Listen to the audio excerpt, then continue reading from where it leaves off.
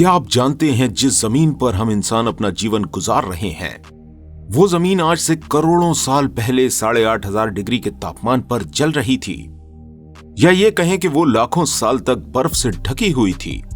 ये दोनों ही बातें गलत नहीं हैं। इस वीडियो में आप जानेंगे कि हमारी पृथ्वी का जन्म कैसे हुआ और धरती पर जीवन की शुरुआत कैसे हुई।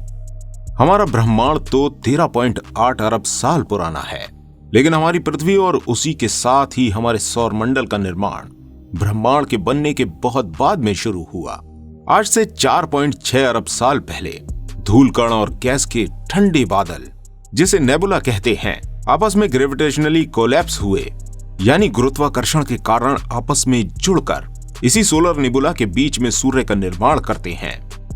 आइए जानते हैं विस्तार से ब्रह्मांड में तारों और उनसे दूसरे पिंडों का निर्माण कैसे हुआ।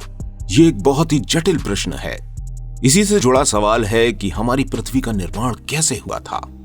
सदियों से चल रहे वैज्ञानिक अध्ययनों और अंतरिक्ष अवलोकनों के आधार पर विज्ञान ने कुछ हद तक इसकी गुत्थी सुलझाने का प्रयास किया है।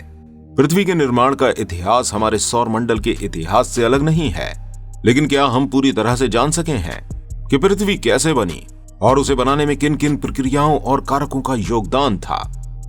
अरबों साल पहले मिल्की वे गैलेक्सी के एक कोने में गैस और धूल का बादल घूम रहा था। इसमें किसी पुराने तारे के अवशेष भी थे, जिसमें बहुत पहले सुपरनोवा विस्फोट हुआ था।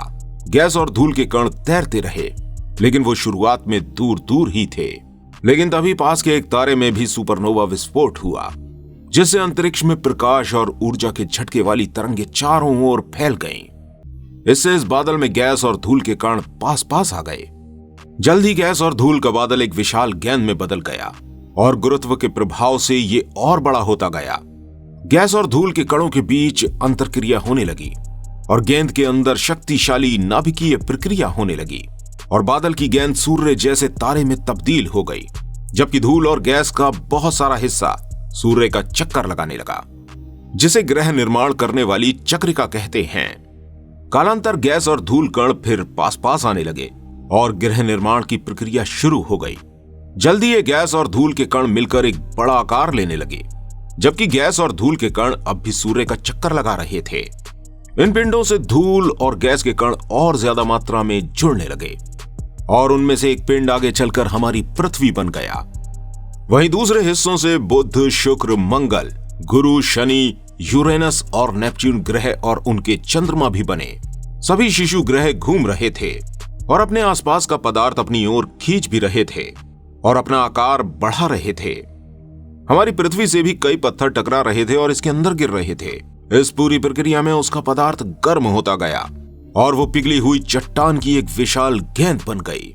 इसी बीच एक और बड़ी घटना हुई और पृथ्वी एक और विशाल पिंड से टकरा गई, जिससे पृथ्वी तो और ज्यादा बड़ी हो गई, लेकिन इससे निकला एक टुकड़ा भी दूर अंतरिक्ष में तैरने लगा, जो बाद में हमारे ग्रह का एकमात्र प्राकृतिक उपग्रह चंद्रमा बन गया।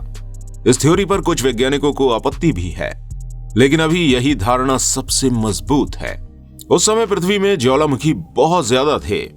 धीरे धीरे पृथ्वी ठंडी होने लगी, लेकिन उसमें बहुत समय लगा। इस बीच कई बर्फ की चट्टानें और गैस पृथ्वी पर आईं और बर्फ के पिघलने से यहां समुद्रों और महासागरों का निर्माण होने लगा। पृथ्वी के ठंडा होने की प्रक्रिया लंबे समय तक जारी रही और पृथ्वी की ऊपरी परत ठंडी होकर ठोस हो गई, जबकि गहराई में पिघली चट्टानें गर्म ही रहीं। इसी के बाद पृथ्वी पर जीवन के अनुकूल हालात बन गए। रसायन शास्त्री अरेनियस ने यह सुझाव दिया था कि जीवन की शुरुआत किसी अन्य ग्रह पर हुई थी और फिर वहां से जीव बीजाणुओं यानी स्पोर्स के रूप में पृथ्वी पर आए। किंतु यह जीवन की उत्पत्ति की नहीं, बल्कि इस बात की व्याख्या है कि जीव कैसे फैले। 19वीं शताब्दी तक कई लोग ये सोचते थे कि निर्जीव पदार्थों से जीव अपने आप पैदा हो गए हैं, किंतु फ्रांस के वैज्ञानिक लुईस पाश्चर ने दिखा दिया कि यह संभव नहीं है।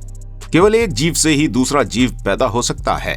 1971 में अंग्रेज वैज्ञानिक चार्ल्स डार्विन ने सुझाव दिया कि जीवन की शुरुआत गुनगुने पानी से भरे एक ऐसे उथले पोखर में हुई, जिसमें सब प्रकार के अमोनिया और फास्फोरिक लवण होंगे, जिन पर प्रकाश, गर्मी और बिजली की क्रिया होती रही होगी। इसमें एक प्रोटीन युक्त यौगिक बना होगा, जिसमें और परिवर्तन होकर पहले जीव बने होंगे। ऐसी ही बहुत अलग अलग थ्योरीज मौजूद हैं। जो अलग अलग दावे करती हैं कि पृथ्वी पर जीवन की शुरुआत कैसे हुई। लेकिन एक बात तो तय है कि जब इस पृथ्वी पर जीवन जीने के लिए अनुकूल वातावरण बना, उसी के बाद वायुमंडल, महासागर, धरती पर पेड़ पौधे और जानवर और अन्य जीवों का विकास भी हुआ। इस दौरान पृथ्वी में महाविनाश की घटनाएं और कुछ चरम मौसम बदलाव की घटनाएं भी हुईं, जिसमें कई तरह की नई प्रजातियों का आगमन हुआ। इसी बीच डायनासोर आए और खत्म भी हो गए।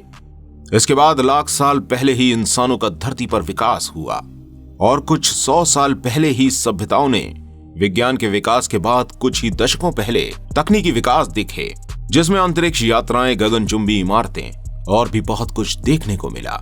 और आगे इसी तरह से मनुष्य विकास करता जाएगा और उन चीजों को भी विकसित कर लेगा जिनके बारे में आज हम सोच भी नहीं सकते। इसी के साथ इस वीडियो को समाप्त करते हैं। वीडियो पसंद आई हो तो इस वीडियो को लाइक जरूर कीजिएगा और इसी तरह की और अमेजिंग वीडियोस को देखने के लिए हमारे चैनल को सब्सक्राइब करना बिल्कुल मत भूलिएगा। मिलते हैं आपसे अगली वीडियो के साथ। तब तक अपना बहुत सारा ध्यान रखिएगा।